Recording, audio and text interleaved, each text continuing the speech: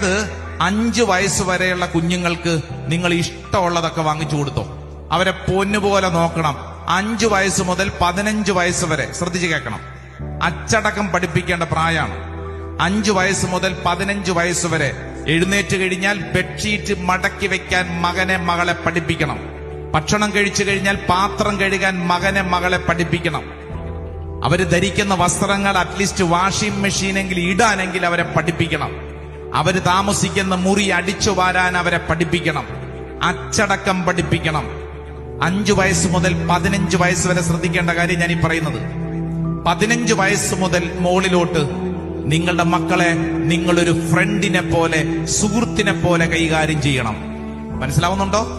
ഓരോ കാലഘട്ടത്തിലും ഓരോ രീതിയിലും കൈകാര്യം ചെയ്തില്ലെങ്കിൽ ഇപ്പൊ സംഭവിക്കുന്ന എന്നാന്നറിയോ? 25 വയസ്സാകുമ്പോഴാണ് നമ്മൾ 5 വയസ്സിൽ കൊടുക്കേണ്ട ട്രെയിനിങ് തുടങ്ങുന്നത്. എടാ ബെഡ്ഷീറ്റ് മടക്കി വെക്കടാ. എത്രയാ വയസ്സ്? 25.